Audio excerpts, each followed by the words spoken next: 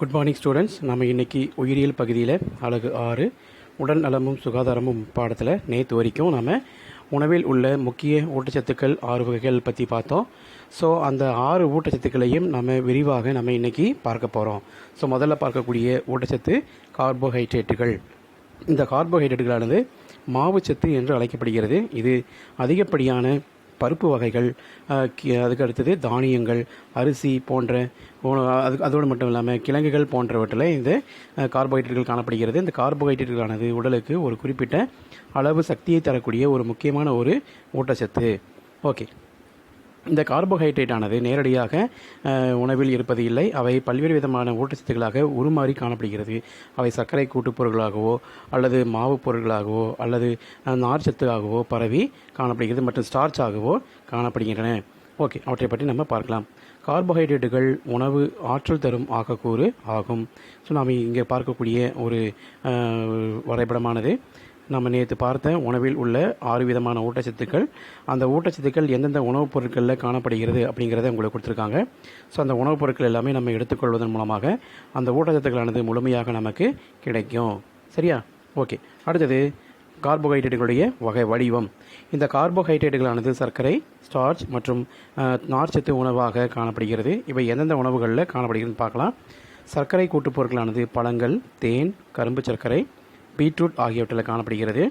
Starch ஆனது அரிசி, கோதுமை, சோளம், உருளைக்கிழங்கு மற்றும் குச்சிக்கிழங்கு போன்றவற்றில் காணப்படுகிறது. நார்ச்சத்து உணவு முழு தானியங்கள், கொட்டை உணவுகள் ஆகியவற்றில் காணப்படுகின்றன. இந்த கார்போஹைட்ரேட்டுகளானது உடலுக்கு ஒரு குறிப்பிட்ட அளவு சக்தியை கொடுக்கிறது. ஓகே, அடுத்தது நம்ம பார்க்க போகிற ஊட்டச்சத்து கொழுப்பு. இப்போ கொழுப்பு என்பது உடலுக்கு மிக அத்தியாவசியமான ஒரு ஊட்டச்சத்தாக கருதப்படுகிறது. இது அளவுக்கு அதிகமாக உடலில் கொழுப்பு சேர்ந்தால் மட்டுமே தான் உடலுக்கு பாதிப்பு.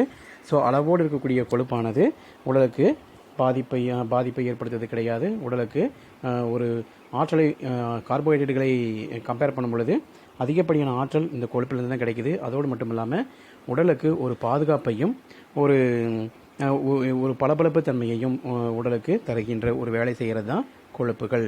ஓகே, கொழுப்பு என்பது ஆற்றல் தரும் ஓர் உணவு ஆகும். இது கார்போஹைட்ரேட்டை விட அதிக ஆற்றலை தரக்கூடியது.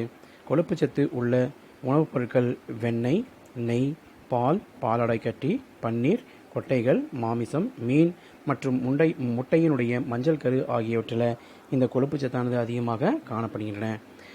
இந்த கொழுப்பானது உடலுக்கு ஆற்றல் தருவது மட்டுமல்லாமல் நமது உடலை பாதுகாத்து நம் செல்களையும் பாதுகாக்கின்றன. இப்போது தோலுக்கு அடியில் சதைக்கு மேலே இந்த கொழுப்புகளானது படிஞ்சு உடலுக்கு அதிகப்படியான ஒரு பாதிப்பை ஏற்படுத்தாத ஒரு பாதுகாப்பு வேலையை இந்த கொழுப்புகள் செய்வதோடு மட்டுமல்லாமல் செல்களையும் பாதுகாப்பாக வைத்துக்கொள்கிறது.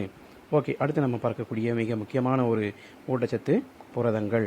இந்த புரதமானது முட்டையினுடைய வெள்ளைக்கரு, சோயாபீன்ஸு மற்றும் பருப்பு வகைகள், நெய், பால் மற்றும் பாலாடை பொருட்கள், பாலாடை கட்டி, பால் பொருட்கள் ஆகியவற்றில் இந்த பருப்பு போன்றவற்றில் நிறைய புரதங்கள் காணப்படுகின்றன. இந்த புரதமானது உடல் வளர்ச்சிக்கு தேவைப்படுகின்ற ஒரு முக்கியமான ஒரு ஊட்டச்சத்து. ஓகே, உடல் வளர்ச்சி, செல் பழுது பார்த்தல் மற்றும் செரிமானம் போன்ற பல்வேறு விதமான உடற்செயல்களுக்கும் இந்த புரதங்கள் மிகவும் அவசியம். இந்த புரதங்களானது முட்டை, மீன், பால், கோழி, இறைச்சி, சோயாபீன்ஸ், கொட்டைகள், பருப்புகள் போன்றவற்றில் இதில் இருந்து நமக்கு அதிகப்படியான இந்த புரதங்கள் கிடைக்கின்றன. இந்த புரதமானது உடல் வளர்ச்சிக்கான புரதங்கள் மற்றும் உணவுப் புரதங்கள் ஆகும். ஓகே, அப்போ இந்த உணவுலேருந்து கிடைக்கக்கூடிய இந்த புரதங்கள் உடல் புரதங்கள் மற்றும் உடல் வளர்ச்சி புரதங்கள் மற்றும் உணவுப் புரதங்கள் என்றும் அழைக்கப்படுகிறது. ஓகே, அடுத்து நாம் பார்க்க போகிறது மிக முக்கியமான ஒரு ஊட்டச்சத்து விட்டமின்கள். இந்த விட்டமின்களானது பல்வேறு வகையாக காணப்படுகிறது. அதாவது ஏ, பி, சி, டி, இ மற்றும் கே ஆகிய 6 விதமான விட்டமின்கள் நம் உணவில் காணப்படுகிறது. இந்த உணவில் காணப்படுகின்ற இந்த விட்டமின்களை 2 வகைகளாக நம்ம பிரிக்கலாம். எதனுடைய அடிப்படையில் சொல்லி பார்த்தோம்னா கரையக்கூடிய தன்மையின் அடிப்படையில் 2 வகையாக பிரிக்கிறோம். ஒன்று நீரில் கரையும் விட்டமின்கள், 2வது கொழுப்பில் கரையும் விட்டமின்கள். அப்போ நீரில் கரையும் விட்டமின்கள் என்று பி மற்றும் சியை, அதாவது விட்டமின் பி மற்றும் சியை நீரில் கரையும் விட்டமின்கள் என்றும், ஏடிஇகே ஆகியவற்றை கொழுப்பில் கரையும் விட்டமின்கள் என்றும் நம்ம வகைப்படுத்துகிறோம். நாம் இங்கே பார்த்துட்ருக்கிற இந்த வரைபடத்தில் இந்த விட்டமின்களோட வகைகள், ஒவ்வொரு விட்டமின்களும் எந்தெந்த உணவுப் பொருட்களில் கிடைக்கிறது அப்படிங்கிறத உங்களுக்கு வரைபடமாக கொடுத்துருப்பாங்க. ஸோ அந்த உணவுப் பொருட்கள் எல்லாமே நம்ம எடுத்துக்கொள்வதன் மூலமாக எல்லா விட்டமின்கள் நமக்கு கிடைக்கும். ஆக எல்லா உணவுகளையும் நம்ம கலந்து நாம் எடுத்துக்கொள்ள வேண்டும். ஓகே, அடுத்து நம்ம பார்க்க போகிறது விட்டமின்கள் உயிர்ச்சத்து. ஓகே, உடலின் பல்வேறு உயிர் வேதிவினைகள் நடப்பதற்கு விட்டமின்கள் மிகவும் அவசியம்.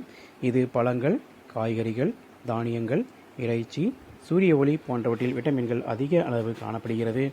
இந்த விட்டமின்களானது பல்வேறு விதமாக நம்ம இருக்குது. மொத்தம் ஏபிசிடிஇ மற்றும் கே ஆகிய 6 விதமான முக்கிய விட்டமின்கள் உள்ளன. இதில் விட்டமின் பி மற்றும் சி ஆகியவை நீரில் கரையக்கூடியவை, நம்ம ஏற்கனவே சொன்னோமா இல்லையா. அடுத்தது விட்டமின் ஏ, டி, இ மற்றும் கே ஆகியவை கொழுப்பில் கரையக்கூடியவை. இந்த விட்டமின்களானது உணவில் சத்துக்கள் குறைந்தால் உடலில் பல்வேறு விதமான குறைபாட்டு நோய்கள் ஏற்படுகின்றன. அந்த என்னென்ன விதமான நோய்கள் ஏற்படுகின்றன அப்படிங்கிறத நம்ம இந்த அட்டவணையில் நம்ம தெரிஞ்சுக்கலாம். ஓகே, ஸோ விட்டமின்களுடைய வகைகள் ஏ, பி, சி, டி, இ மற்றும் கே. அது காணப்படுகின்ற உணவூட்டப் பொருட்கள். இந்த உணவூட்டப் பொருட்கள், இந்த ஊட்டச்சத்துக்களானது மனிதர்களுக்கு குறைவதனால் ஏற்படுகின்ற குறைபாட்டு நோய்கள், அதனால் ஏற்படுகின்ற அறிகுறிகள் என்னென்ன அப்படிங்கிறத பார்க்கலாம். விட்டமின் ஏ அதிகமாக காணக்கூடிய உணவுப் பொருட்கள் என்னென்னு சொல்லி பார்த்தோம்னா மீன், எண்ணெய், முட்டை, பால், நெய், கேரட், சோளம், மஞ்சள் நிற பழங்கள் மற்றும் கீரைகளில் அதிகமான அளவு விட்டமின் ஏ காணப்படுகிறது. இந்த விட்டமின் ஏ குறைவினால் மனிதர்களுக்கு ஏற்படுகின்ற ஒரு அதிகப்படியான பாதிப்பினை ஏற்படுத்தக்கூடிய ஒரு வியாதின்னு சொல்லிக்கிட்டீங்கன்னா மாலைக்கண் நோய். இந்த மாலைக்கண் நோய் ஏற்பட்ட மனிதர்களுக்கு குறைவான வெளிச்சத்தில், அதாவது மங்கலான நேரத்தில் கண் பார்வை சரியாக தெரியாது. அதாவது இரவு நேரங்களில் ஈவினிங் சூரிய வெளிச்சம் மறைய அவர்களுக்கு கண் பார்வை தெரிவது குறைந்து கொண்டே போகும். அறிகுறிகள் குறைவான கண் பார்வை, மங்கலான வெளிச்சத்தில் பார்ப்பதில் சிரமம். அடுத்தது வைட்டமின் பி. இந்த வைட்டமின் பி காணப்படக்கூடிய உணவுப் பொருட்கள் முழு தானியம், தீட்டப்படாத அரிசி, பால், மீன், இறைச்சி, பட்டாணி, பயிறு வகைகள் மற்றும் பச்சை காய்கறிகளில் இந்த வைட்டமின் பி காணப்படுகிறது.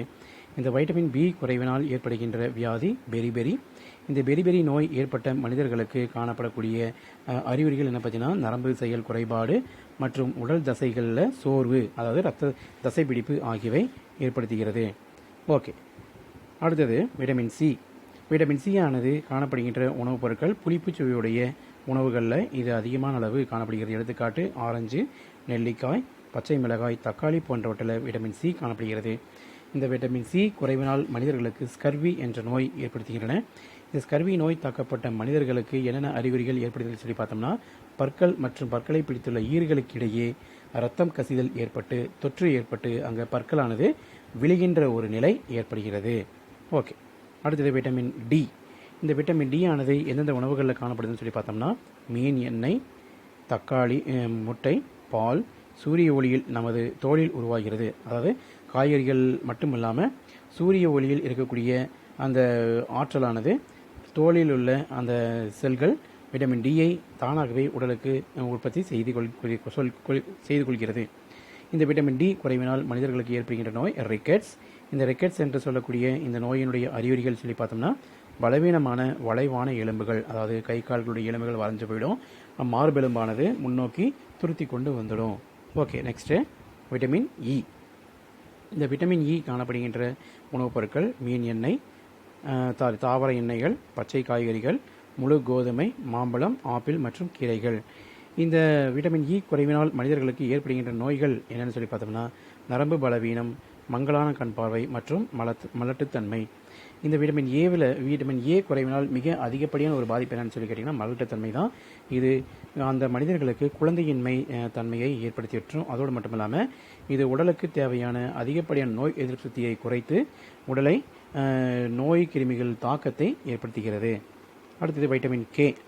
இந்த வைட்டமின் கேவானது காணப்படுகின்ற உணவுப் பொருட்கள் பச்சை காய்கறிகள், தக்காளி, முட்டைக்கோஸ், முட்டைகள், பாலால் ஆன பொருட்கள், அதாவது பாலாடை பொருட்கள், பால் பொருட்கள், அவை எல்லாவற்றிலுமே இந்த வைட்டமின் கே காணப்படுகிறது. இந்த வைட்டமின் கே குறைவினால் ஏற்படுகின்ற நோய்கள் என்று சொல்லி பார்த்தோம்னா பலவீனமான எலும்புகள், பற்கள் மற்றும் ரத்தம் உறையாமை போன்றவை. அதாவது இது ஹேண்டிகேப்னு சொல்லுவாங்க. ரத்தம் உறையாத நிலையை ஏற்படுத்தக்கூடியது இந்த விட்டமின் ஏ குறைபாடு. விட்டமின் கே குறைபாடு. இந்த விட்டமின் கே குறைவினால் உடலுக்கு ஏற்படுகின்ற பாதிப்பு என்ன சொல்லி பார்த்தோம்னா சிறிய வெட்டு ஏற்பட்டிருந்தாலும் ஒரு சின்ன ஒரு காயம் ஏற்பட்டாலும் அந்த காயத்திலிருந்து அதிகப்படியான ரத்தப்போக்கு ஏற்பட்டு உயிருக்கே பாதிப்பு ஏற்படக்கூடிய ஒரு தன்மை ஏற்பட்டுரும்.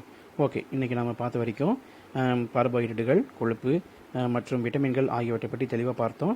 நாளைக்கு நாம் அடுத்த வகுப்புகளில் தாதுப்புக்கள் மற்றும் நீர் ஆகியவற்றை பற்றி நாம் தெளிவாக பார்க்கலாம். நன்றி.